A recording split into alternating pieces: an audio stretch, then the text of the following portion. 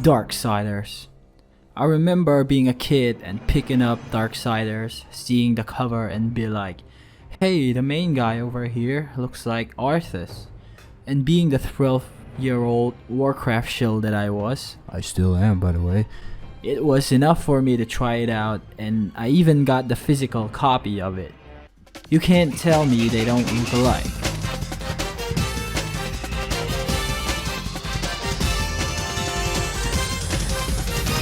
Oh, and by the way, the guy who voiced War is the same guy who voiced Illidan Stormrage. If you're like me, you may expect him for the whole time to say something like, "You are not prepared," while playing the first game or even Genesis. I fought powerless against the demons, and still you accuse me? I was immediately hooked by the grim, dark, and edgy vibes the game cover gave me off already.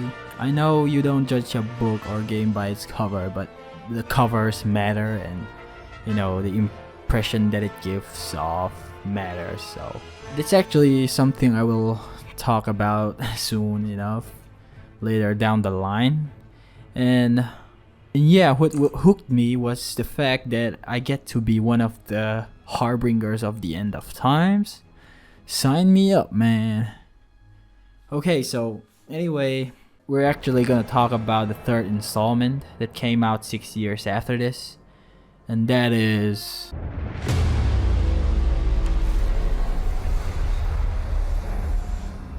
Darksiders 3.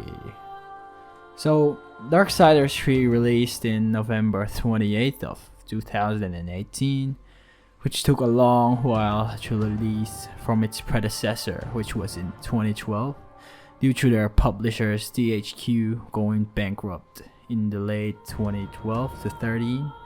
And at one point, even I thought the production and the franchise was gonna die out.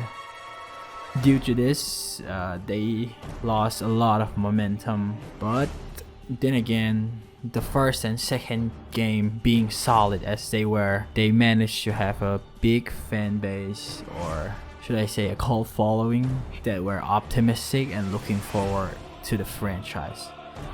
And then come mid-2013, Nordic Games purchased the franchise and thus giving it another chance.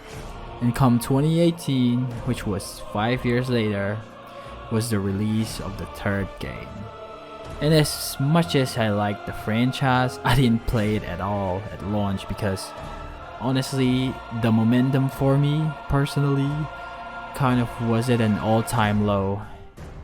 Even if I wanted to, I couldn't because I had a potato PC. Wasn't that passionate anymore to even go out of my way to play it at a low FPS, so I didn't pay much heed to it. And considering that I took a long hiatus from online and offline games in general, I was staying in hostels where I was away from home studying, not to mention my PC was outdated. And when I did return, I just played World of Warcraft on private servers for a long while. But now, with my specs meeting at least the bare minimum, that I'm fresh and hungry for good video games again, I started slowly clearing my video game bucket list. Even though it was as much of a priority, it wasn't that high enough until now. Okay, so I mentioned a lot about my life, but you know it makes sense and ties along with them perfectly, so let's get into the premise, shall we? So the Darksiders are heavily based on biblical themes from the Book of Revelations, but only war and death are from the Bible, and Strife and Fury are original characters created in the series. I guess it makes sense as pestilence and famine, or famine, yeah, I think are just not that cool or can be creatively interpreted into the video game world where you need to tune it with the gameplay and mechanics. Perhaps you can make pestilence about diseases, kind of like unholy decays, but then again, even unholies have other essential decay spells that makes them cool. So it kind of strikes the imagination on how they're gonna be interpreted. Say even famine. how do you make a character based off hunger engaging in terms of gameplay? So I'm really glad that Strife and Fury are invented for the series. So these 4 horsemen, they're essentially Nephilims, not human beings. The Nephilims are bred from the union of angels and demons, and the 4 horsemen are chosen by the Chart Council, and they are tasked with having to rid all of their fellow Nephilims. So this game happens within the same time, or should I say between the first and second game, where War was cutting his deal and the destruction of Earth. How? What hope do you have against the Destroyer's armies? You are powerless. Then I will fail, and the demons will have carried out your sentence. Very well. You will return to the Earth. The timeline placements are kind of hard to pick up, as you typically expect the sequels to be the actual sequels of the first game, story and timeline wise. I guess they're doing a non-linear MCU type world building here, where the movies or games are released in the same time and prequels are released later on, like Captain America. I mean, yeah, it's called a prequel for a reason. We take control of the originally composed character Fury here, her signature weapon being the Blade Whip, kind of like the one in Prince of Persia, the Two Thrones, with the evil side of the prince having a fiery whip. Yeah, that one. Okay, so setting. The game puts you back to Earth as a reminiscent of the first game. And this is where critics and some fans found it disappointing, as the second literally makes you explore different types of planes of existence, or should I say realms, like the Kingdom of the Dead. You know, the cool undead afterlife zone with haunted ships and coliseums. And it actually kind of reminds me of Shadowlands, but well, yeah, it's basically the same concept. And then Lost Light, the Fallen Angel area, and Shadow's Edge, which is, for lack of a better word, or to put it bluntly, hell. So in Darksiders 3, it's only Earth, but in its defense, I will however say that there wasn't that much to do in the open areas of Darksiders 2. Of course, the mounting and treasure hunt experience was there, but let's be honest, the majority of Andes playing this game aren't for the exploration, and most of the treasures require quest items that you get only if you progress further through the stories. And when you do progress further through the stories, you typically use fast travels and usually never get back to snag those treasures, or they have already lost their value at that point. And moreover, places like Shadow's Edge and Lost Light really doesn't have that much going for them either. There's nothing that much to explore. They're basically just open spaces where you can mount and run through. Don't get me wrong, it was kind of pleasant, but then again, can we really say something that's kind of pleasant not being there anymore makes the game trash? I don't think so. You just move on a linear path. There's a merchant here and there, and sometimes Volgrim too, and that's about it. And now we go on to talk about character. So Fury is actually an interesting character. I didn't like her at first, and considering the time of the release, I thought she was gonna be like, oh, women strong, women no flow, women always right, kind of, you know, basically a cheap cash grab and relevancy attempt at empowerment. And boy, I'm glad that I was wrong. You can't blame me for having those impressions though, because I'm pretty sure you know exactly those kind of movies I'm talking about. So yeah, at this point she may be at least my top 2 horsemen. Watching the trailer again, it made me realize the crucial point in the game that made me like her so much was actually there. And I feel like it may take away from people who watched it. It's basically her monologue where She said she has screwed up a lot, showing signs of vulnerability and being a human after all. I really liked that scene and the guy who she was with during the monologue, the African American guy. I think it basically gave me the most heartfelt moment in this game, or should I say even franchise. Matter of fact, I'm gonna show it here. The game is 3 years old now, so I'm not gonna take responsibility if it spoils you. And even then, I'm gonna give you time to skip out if you don't want the spoilers right here. Okay. Nor. Maybe it's a broken nose.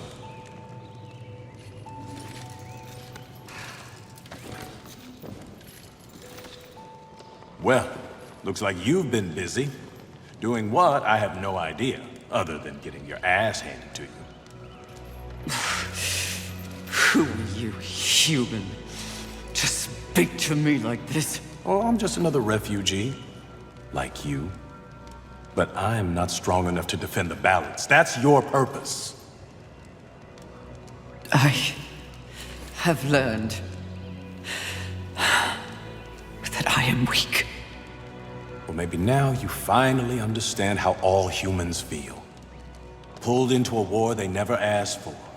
Left to their own devices against forces they cannot possibly understand or effectively fight. All of humanity has been betrayed, and yet they still fight on. What about you? I strayed from the path. I have been jealous. I have been wrathful. I have been lazy. Worse and more. All the things the seventh sins stand for, and I have paid dearly for it. So in other words, you have lived. Yes. Good then. You're finally alive. And with life, there is always hope. Hope. I was humbled in my battle with envy. No doubt she's on her way to destroy the Charred Council, even as we speak. And I remain stranded on Earth, so when you speak of hope, human, I cannot concur. All hope is lost. No. Haven is built on hope. Come, speak to Ulthane. You'll see. So yeah, I didn't expect, of all games, a Darksiders game to have that much of a heart to begin with.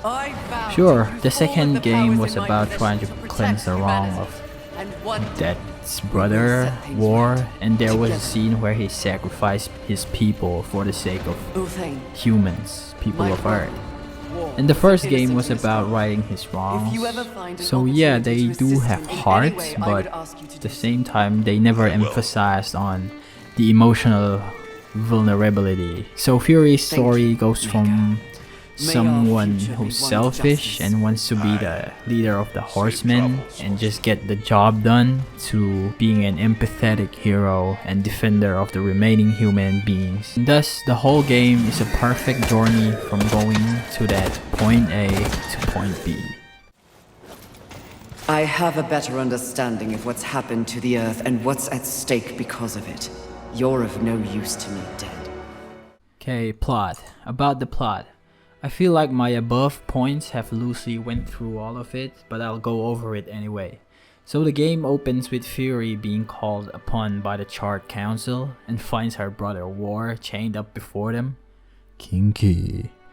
They tell him about their charges against him, and at the same time there's an even bigger and urgent problem at hand, and that is the 7 deadly sins have broken loose from their prison and are roaming the earth. So they need to be dealt with, and she agrees to do this though on one condition, and that is she becomes the leader of the Horsemen, in which they agree. So this is where I immediately disliked her at first, but I'm glad first impressions only go so far. She get her So while she was gonna go through with her tasks, she has been assigned with a watcher, and this watcher is actually one of the major comic reliefs of the game, so I really like that they added them. It makes the game prevent itself from taking itself too seriously while still maintaining, a serious tone. I don't know if that makes sense, but I hope it did. Haven. A haven for what? Vermin? Humans, mistress. Adorable. Build a house of sticks during the end of the world. She arrives at Haven, where the last remaining humans are sheltered away from the demons and the broken world. She finds a raven who is supposed to be known as the first deadly sin, known as envy. So Fury defeats envy with ease and takes the talisman off her, in which she captures her essence, and that talisman can be also used to track the other sins. And now she's venturing forth to the other 6. Okay, so this video is not a plot breakdown or explained video, so I'm just gonna end it here. It's a general view on how the story of the game goes. I will, however, add that I like the story presented here and the characterization of the sins, and most of them are utilized according to the name of their sins.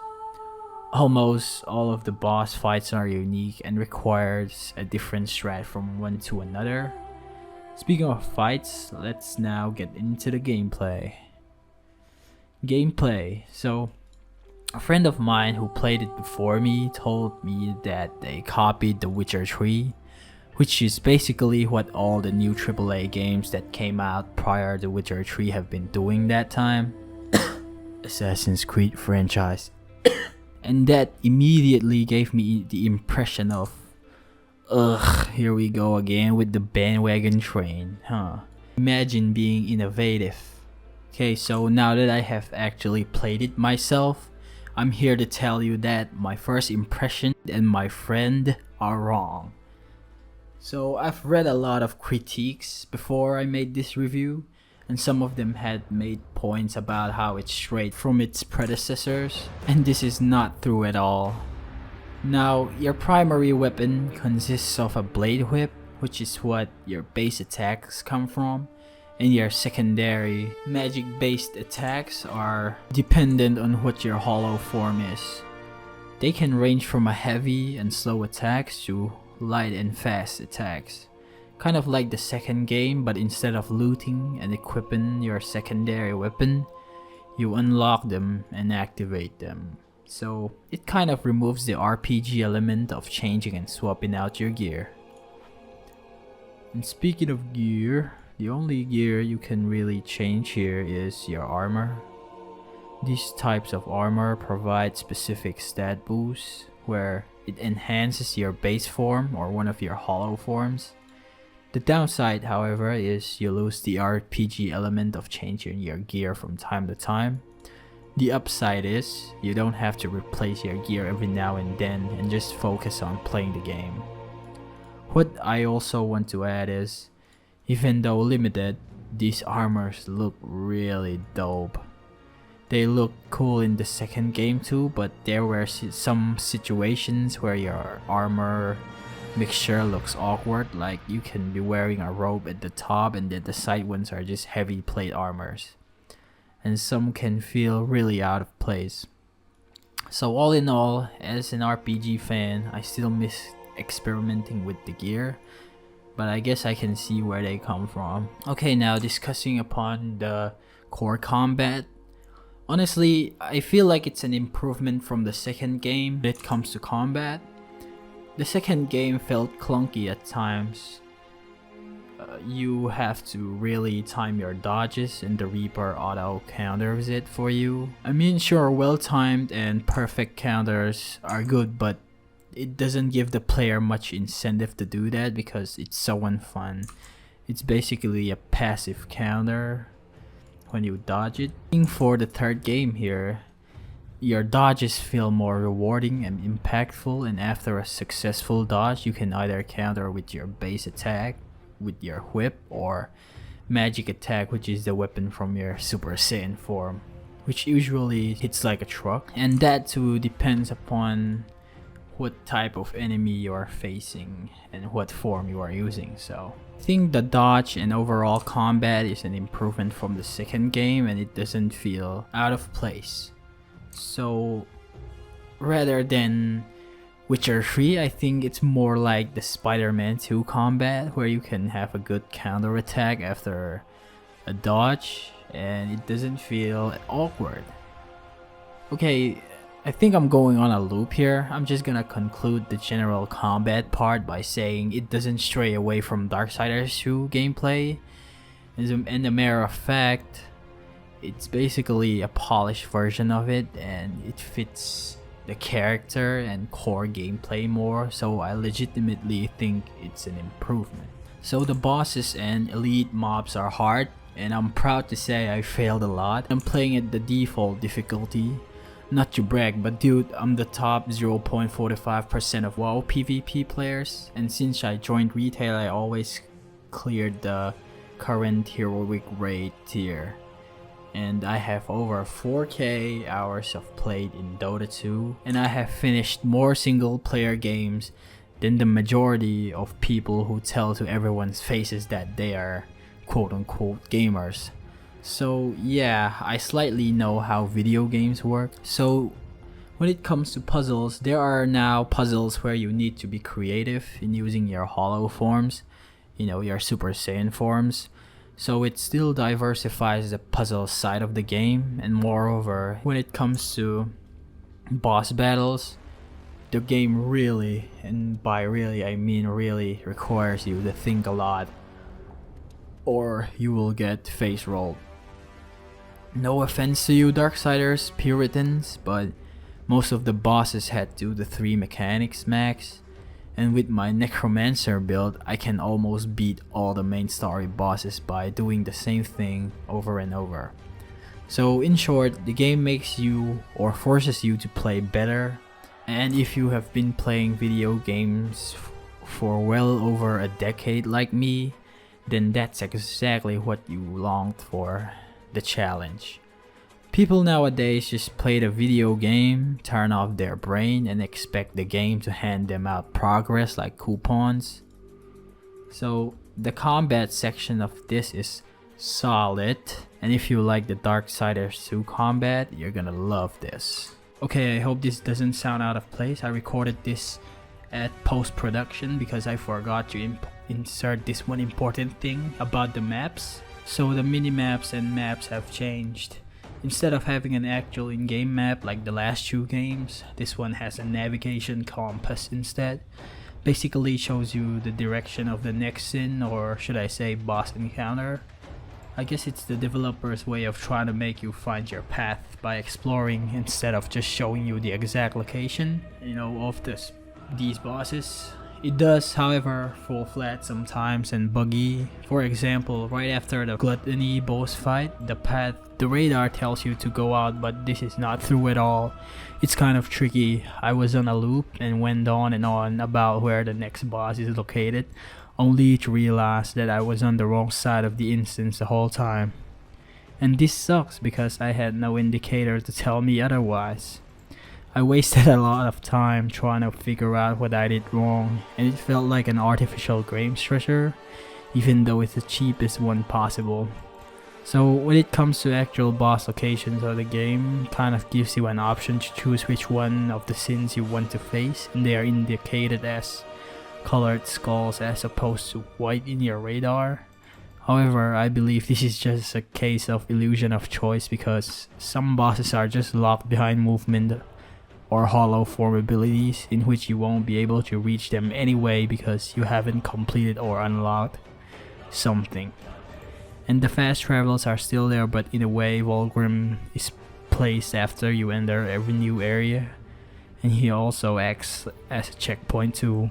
Since you have no map anymore, you can use a service called Serpent Holes, where you can just fast travel to any checkpoint or Volgrim spot you have discovered.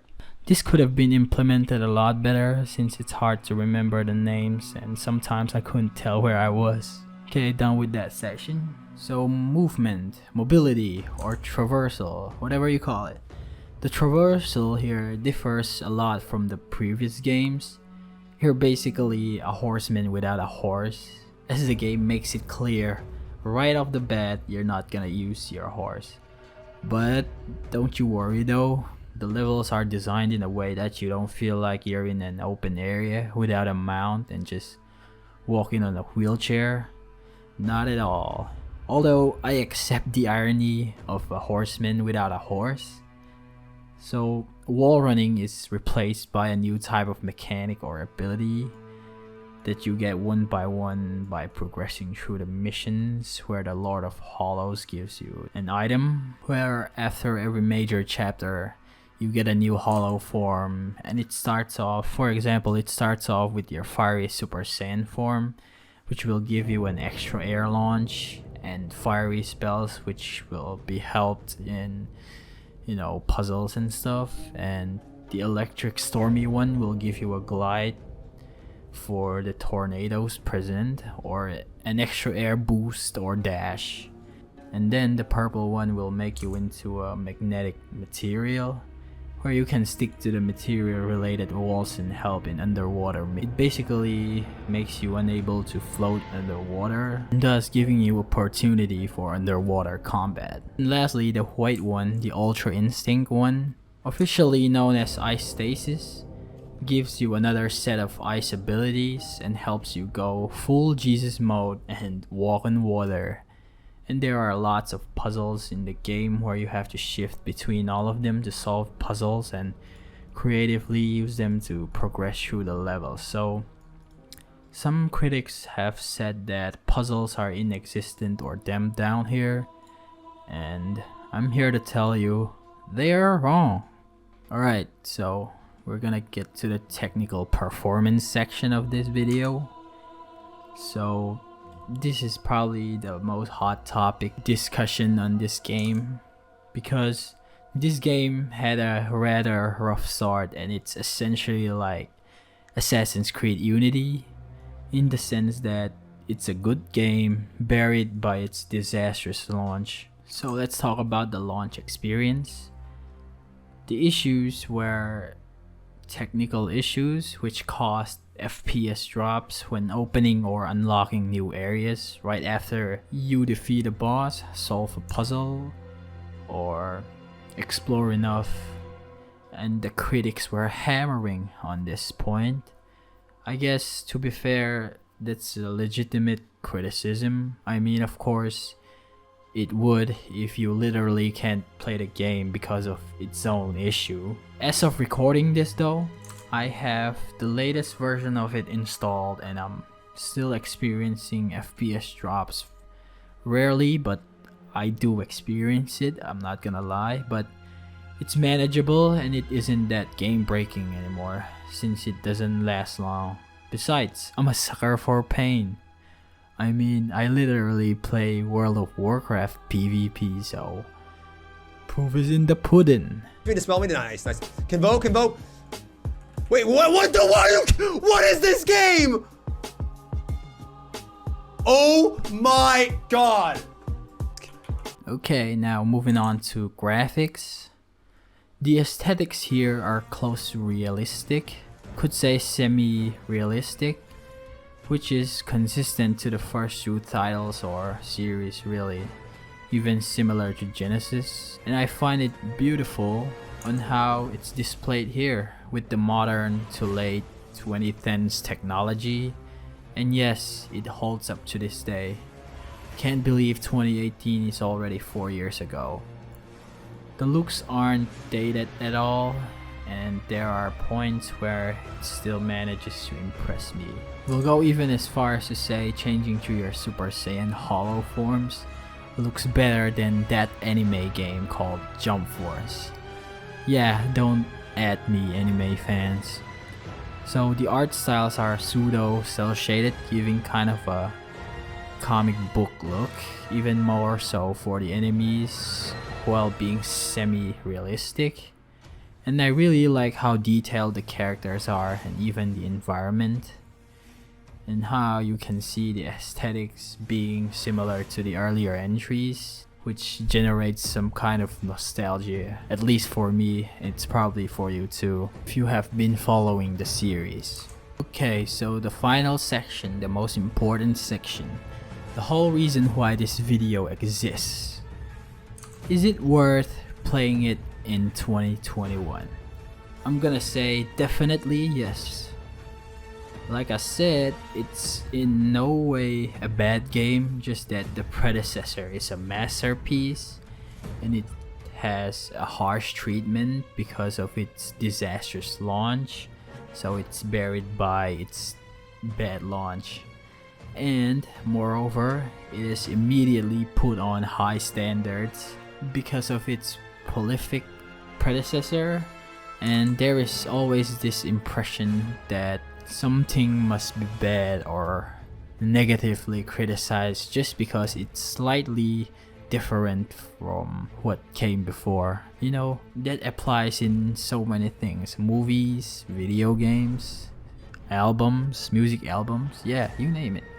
So what I want to say is, give THQ Nordic a break, guys, and give them and this game a chance. Their whole time not releasing the third installment was not because of development, but rather went bankrupt and had to go through lots of trials and tribulations.